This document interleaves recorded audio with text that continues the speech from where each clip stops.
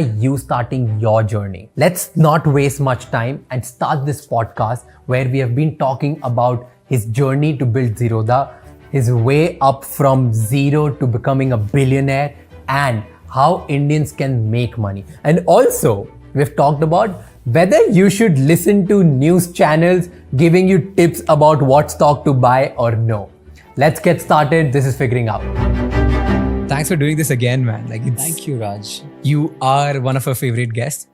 Not Why? in just terms of, let me say, not just because I really like your journey and what you have done. Also because when you see numbers on the podcast, yours is one of the highest download one. So for both the reasons, I really like you. But I want to start where, let's go back to the time when you started. Okay. And in last one, you told me that you moved out of the house. At what age did you move out? I was about 17 when I did. And why? Traditional middle class family. I was working 2 jobs back then. I used to work at a call center and I would trade the markets in the morning. At 17? Yeah. Okay. I figured out this way of fudging a birth certificate and getting a job at 17 instead of 18. And there's a call center in Bangalore called 24/7. Okay. Brilliant company. When I joined, they had a few hundred employees. When I quit, they had maybe 10,000 employees. This is like the BPO boom era in India, right? Early 2000. Yeah, so great fun. The office was far from where I work. Also, I wanted the freedom of not having to tell someone what you're doing all the time, which happens in a traditional household in one way or another. And I think those things in combination, the time I saved in travel and the independence, both of them nudged me towards moving out. So were you making enough to that, like you got out, or was this after you decided that you want to move out and then you were like, okay, let's figure out something to make money? No, I had the job. So I got a salary. It doesn't seem like a lot now, but back then it was reasonable. I used to, the first salary I had at a call center, I think was like 8,500 rupees. I was a 17-year-old boy. If you're sharing a home with 3-4 people, you're still left with a few thousand rupees. And I'm talking about 17, 18 years ago today, right? Money went a lot further. You could go to a nice bar and buy a beer for 60 rupees or 70 rupees, unlike today. So it was not a bad life. I made a little bit of money trading on the side. But at the very beginning, trading was very much making money for a bit, consistently for 6 months, and then losing it all on one day and then starting all over again. And using the savings of your salary to kind of be your next pool of capital to start trading with. Again, I used to trade options, okay? Okay. So in trading, there is an instrument called options. There's a segment of trading called derivatives. There are futures and options. Essentially, what they do is they give you leverage. If you had 100 rupees with you, you can, in one way buying equity, buy 100 rupees worth of Reliance, for example. But through options, you could buy 1,000 rupees worth of Reliance with $100. Oh, so 10x of what you have. You could get as much as 30x, 40x, 50x back in the day. Even today? Today it's lower, but there is still an inherent element of leverage. Very addictive. It's not the smart investing, long-term kind of stuff. This is like punting on random things intraday a dozen times every day and trying to make money. So fun all around. I had fun at my evening job, which was, I used to do a UK shift. Okay. I would sell personal accidental health insurance for a company called Stonebridge in UK. So it was essentially calling old British people between 5 p.m. to like 1 a.m. in the night, reading a script and trying to sell them insurance. Both jobs, I would say I had fun in. Okay. So now, before we actually move to the part where you talk about trading, financial literacy and all of that, let's start with from a guy who's 17-year-old, just like you, want to make it big and is starting out and also wants the freedom at the same time. So we start from that journey, like what next? But very important question, that how did you sell at the time of like when you were selling the insurance? I was Can you quite good. You're good. What So, did you do? Like, can I'll you tell show us the little sneak peek of what you did? Sure. So we were trained in mimicking the British accent. Okay. Like we had like 1 month, 2 months of Can you training. do that now? No, but the crazy thing is, immaterial of how much training who had, the minute someone picked up the phone, they would always know it's an Indian calling. Like, so we would just be in this middle ground where you don't sound Indian, you don't sound British, but you sound like this awkward person who's saying words in different manners. So if I were to play back those recordings, they would sound really stupid. Essentially, the script went, hi, my name is this. We always had a partner channel through which we would sell. Okay. We would be like, okay, you're a client of Barclays. We're offering you the Stonebridge insurance plan. Do you have any pre-existing medical condition? There were some things which would make the insurance void. We had to ask that. The biggest metric here was when we were selling, you had a 60-day free period during which you could cancel the insurance plan if you don't want it. So we hard sold that like mad. We were like, this is free. Why are you not buying it? In 60 days, if you don't like it, you don't have to continue with the product. But I think I was decent at sales. There wasn't much that I could do. At the end of the day, we are reading off a script. But the little bit that you could change and tweak and try to build a rapport with the client, I was fairly decent at. So that's, everybody says this, and I've seen this with many people, that you need to learn sales. Yeah. And most of the people we talk to who have made it big and good in their lives, they are predominantly have been sales people in their lives at one point of life, at one point of time, right? And that's what you also did. Yeah. So is there anything you want to tell people who are just starting out? Do you think it's a very important skill to learn? Totally. I think outside of, one of the most important skills which you believe in? Probably selling and being able to communicate clearly is so important. We're in that era where being able to remember and regurgitate what you have learned has lost relevance because everybody has access to the internet. Anything that you want to look up, you can look up instantly and say it out. Yeah. The key here is to be able to interpret that and communicate it well. And for that, I think communication skill and sales ability is cardinal to being successful either at a job or as an entrepreneur today. So now the 17-year-old Nikhil, if you want to build him again, the first thing is you want to start learning how to sell and how to communicate better. Right. So in your experience, what's the best way to learn sales? Sell. I think I'm from the school of thought where most things are learnt well when you do them versus when you read about them. I mean, reading about them will give you nuances and learnings from people who have tried, attempted and succeeded or failed before. But I'm a fairly pragmatic person and I like learning from experiences. So try to sell and you will learn from that, I would say.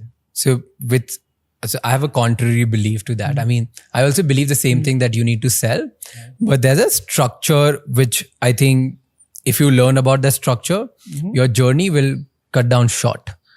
And so there's one thing which I believe in, like if you want to sell, sales is very easy when you read about it. But when you do about it, it's fucking hard, right?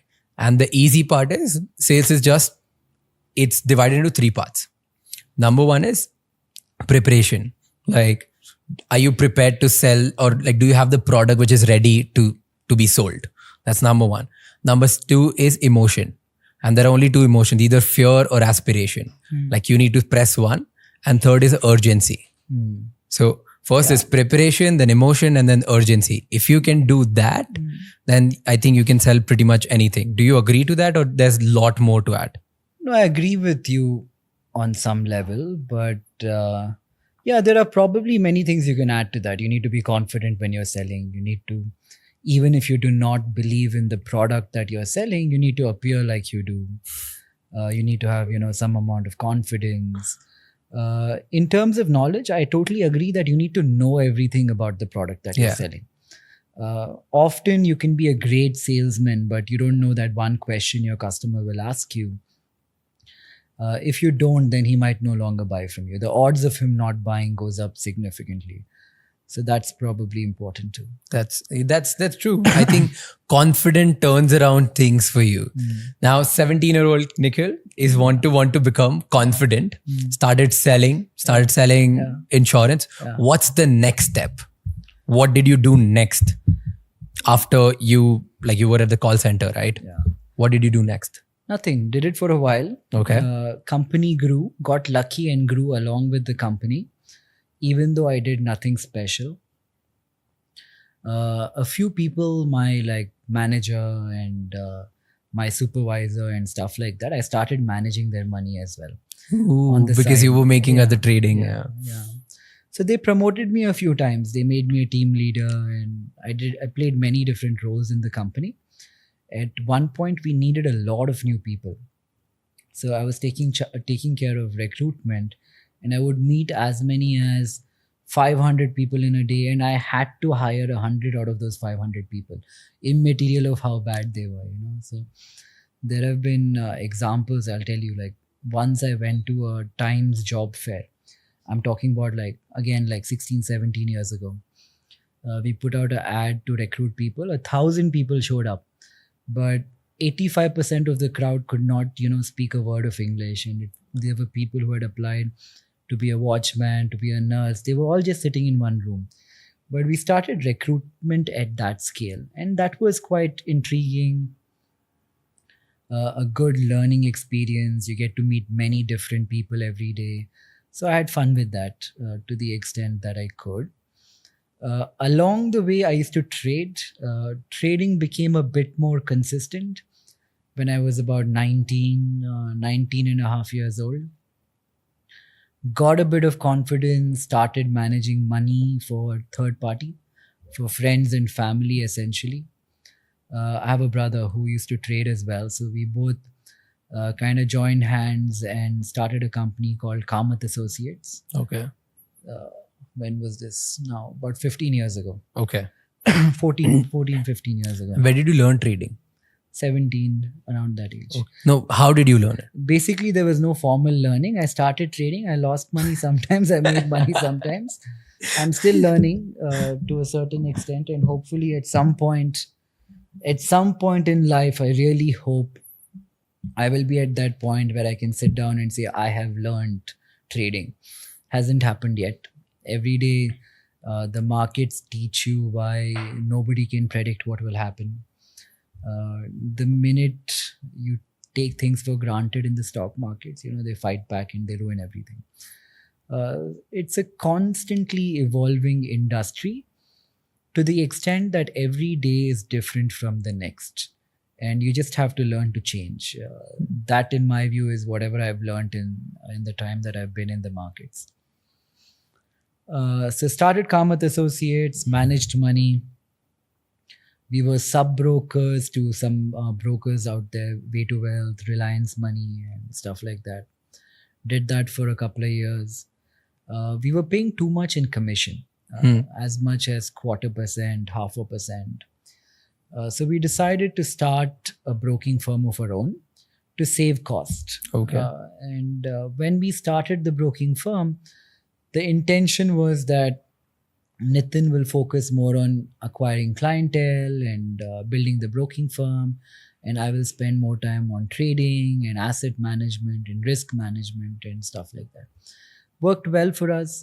We have continued in one way or another in similar forms for many years since we started. I think we started with that flat fee model, right? Like Okay. $20. Everybody back then was charging 0.5%, 1%. Here we were saying, give us $20, buy shares worth 1 crore, 10 crore, whatever. We'll only charge you $20.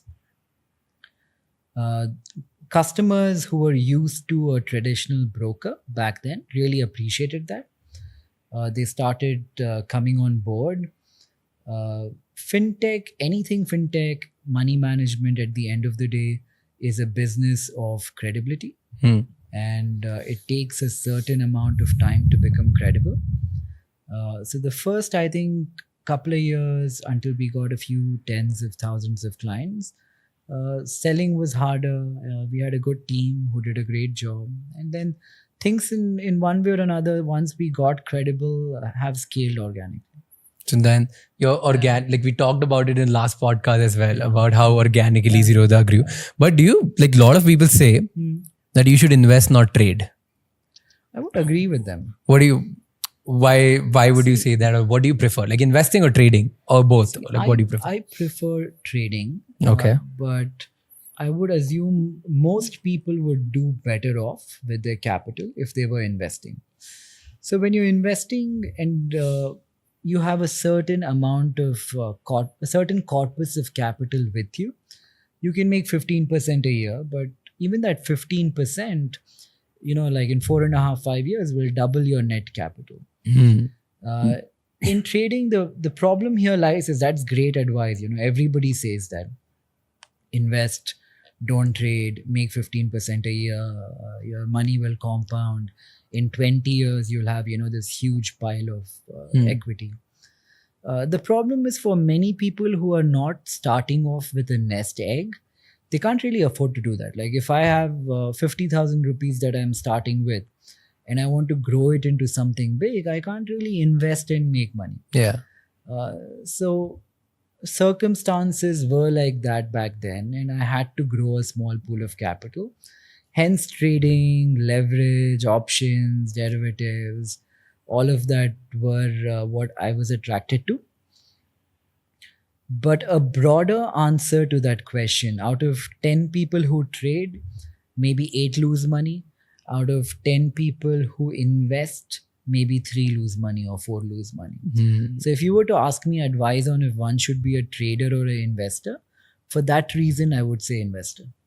So like chances of you succeeding Are much higher. are much higher. And okay, so let's say people here who are listening to this podcast are the risky ones. Okay, they are the ones who are the bold ones, and they wanna get into trading. What are these 2 or 3 mistakes they should avoid as a young person? Because when you're young, your biggest problem is you don't have money to start investing. Just like for everyone, and for a lot of reasons. A, your income is not high. B, your aspirations are very high. C, you want to impress a lot of people, do a lot of shit. So you don't have a lot of money. Yeah. So that's actually a tough one. The question essentially, which I typically would not answer, is how to trade with leverage and then not lose too much money too quickly, right? I think one very important thing, it sounds a lot simpler than it actually is stick to the trend. If you spend a certain amount of time in the market, see a very inept beginner will look at the price of 2 stocks at $100. okay. If yesterday the price of one stock went from 100 to 150 and the other stock went from 100 to 100 to 90, he would naturally be inclined to buy what is at 90 today, because he will think ek itna upar chala gaya, abhi niche aayega, the other one has gone to 90, the odds of it going up are higher. That typically does not work out. You have to stick to the trend and the prevailing momentum in the market. Watch a stock for a certain amount of time. If something has gone from 100 to 110 to 150 to 200, buy it while it's in that trend and try to exit it before the trend ends. So typically a good way to do this would be enter at 150, keep a stop loss of 10-20% and a target of 50-60%. But enter the transaction with a stop loss and a target which is predefined in one manner or another. So now when you talk about trends, stop loss, all of these things, right? Every day newspaper, like even really reputed ones, you get these target prices. Yeah. You get, should one fall into that or no? No. See, you have to understand this. At the end of the day, if nobody knows what will happen tomorrow, right? Yeah. Absolutely no one. If I knew what is going to happen tomorrow, I would not be sitting and talking to newspapers and spending my time on TV channels. I would be buying and selling. Yeah. So generally, advice which is available for free in any of these mediums does not really work. I had this experiment where I watch a TV channel, let me not name them, but I had picked all the calls they've given in a 1 month period and aggregated them. And if you did the opposite of what everybody was telling you to do, you would have probably made money. And that would be true for many time periods and many TV channels, both in India, domestically, and even abroad. Make your own calls, pick your own stocks. Don't rely on any tip. Don't rely on any research, especially the crappiest of tips are the SMS ones, Yeah. It's generally someone manipulating a company or trying to, offload something they've run up previously. These are things you should just block. You should not even, waste your time looking at. So no, I'm not a fan of tipsters or following advice in that way. You have to make up your own mind and take your own calls. Take your own call, take your own, own it, what you're doing. A lot of people have started entering right now only before, after the pandemic, all of these things happen. Did you face any difficulty explaining people that you should do this because that's how your company would make more or get more to them? Or it was all organic, just people coming in and you were the best one out there, that's why people got it? So we've always been execution only, and we have shied away from telling people what to do or what not to do. For the lack of a better way to explain it, it's because we don't know what will happen either.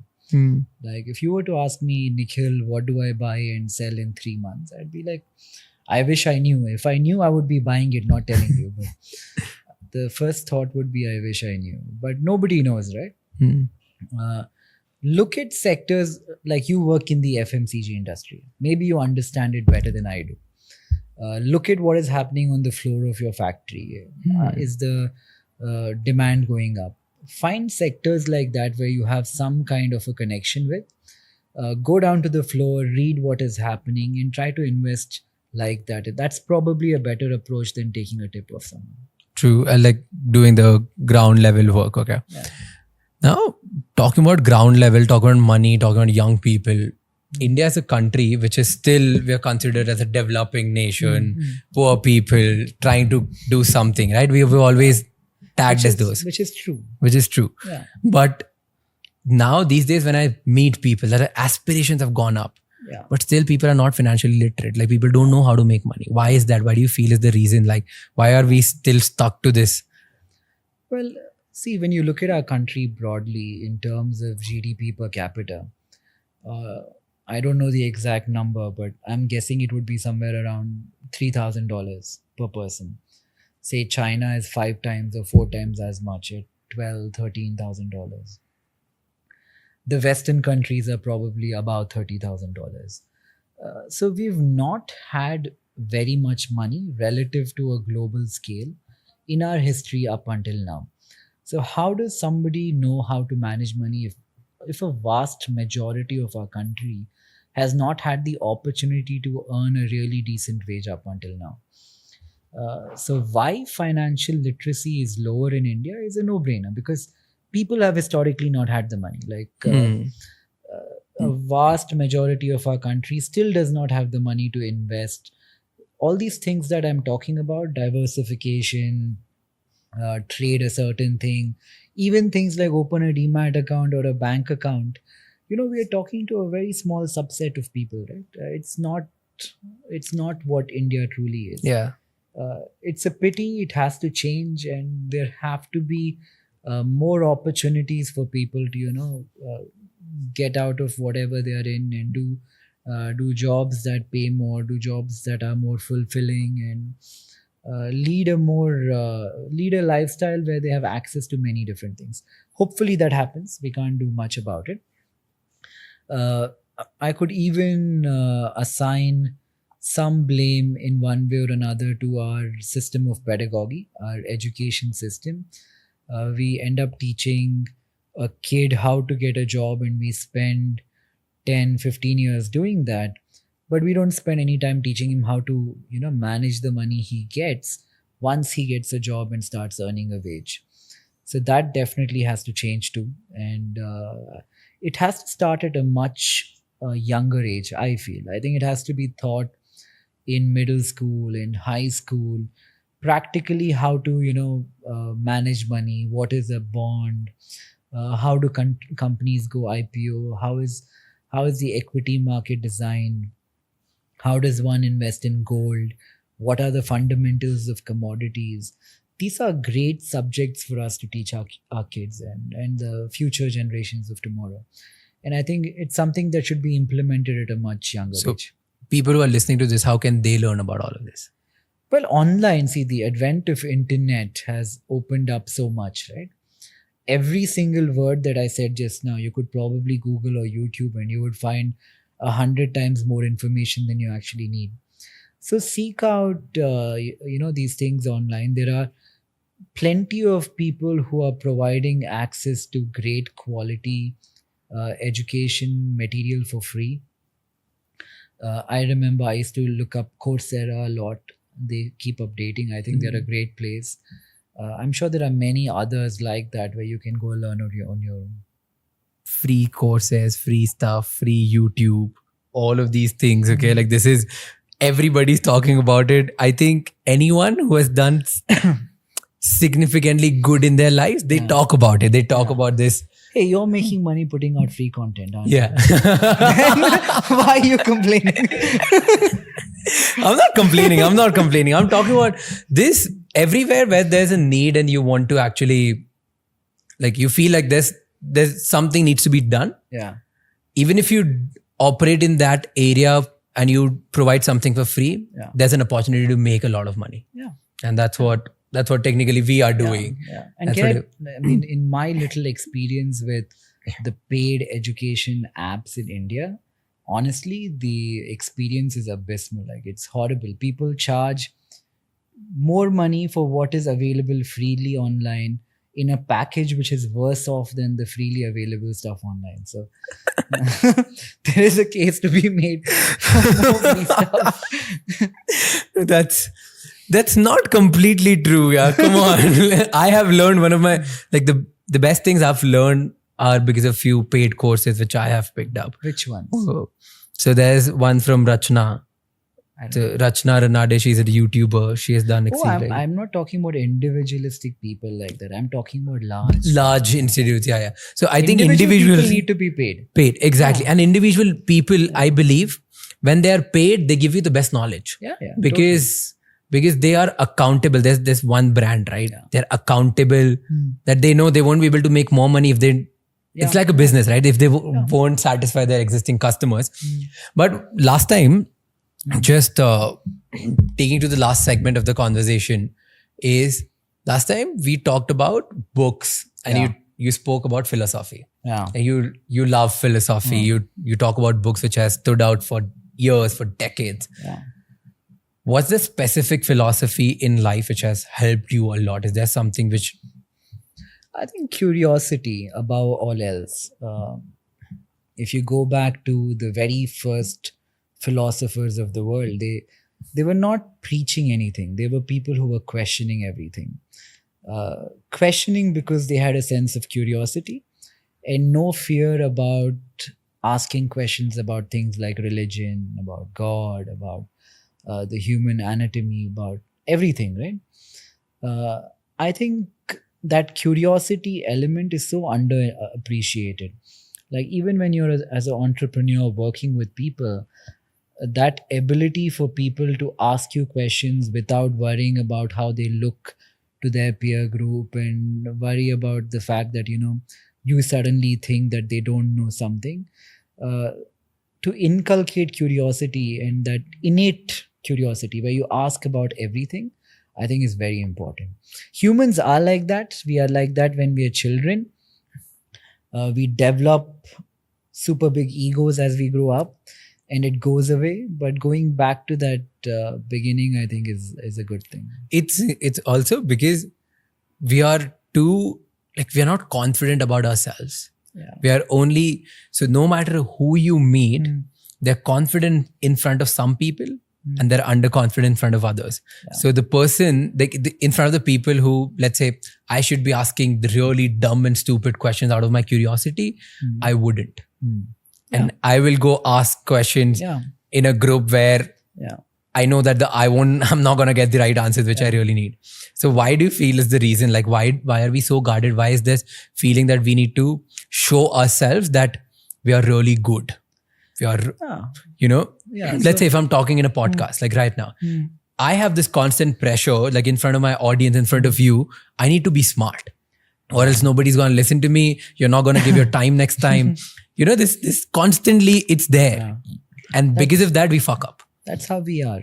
That's how we've always been. If you go back in time, you pick when we were hunters, the strongest, the biggest man in the group was the most powerful guy. And humans have never been altruistic.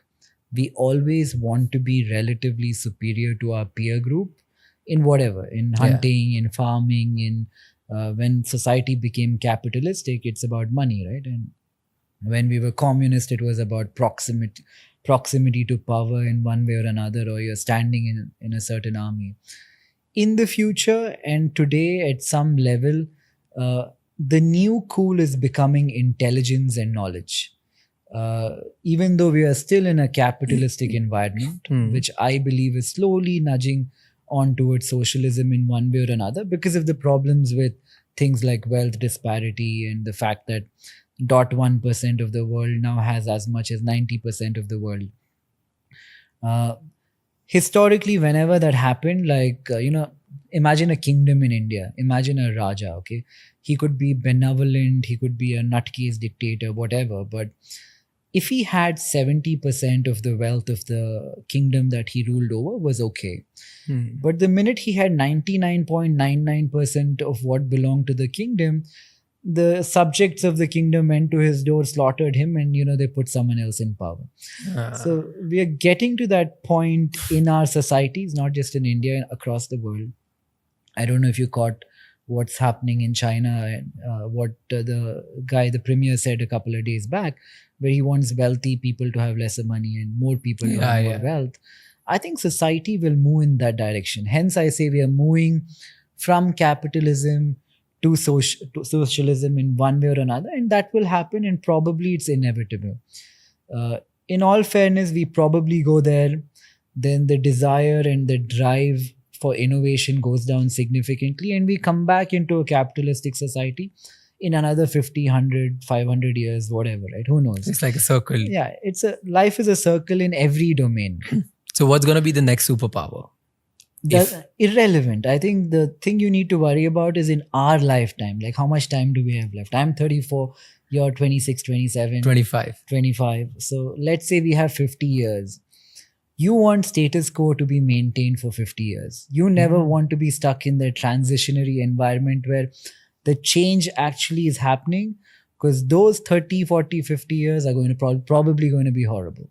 Yeah. Those are going to be horrible. Yeah. And by horrible, there's a quote by, I think, I read in one of the books where it was by someone else, but I heard Winston Churchill quoting it, is the problem with socialism is socialism. Yeah. And the problem with capitalism is the capitalist. Yeah. So do you also believe that socialism is a problem? I'm actually seeing that change. Like I feel more so in Bangalore than in other cities. Everybody wants to be cool, right? Like I was telling you, Hunter wanted this, gardener or whatever, farmer wanted something. So today's capitalistic, their definition of cool at some level is transitioning from hoarding wealth to being considered a philanthropist in society. Giving away is becoming cool. Hoarding is becoming less cool. I see that a lot in Bangalore.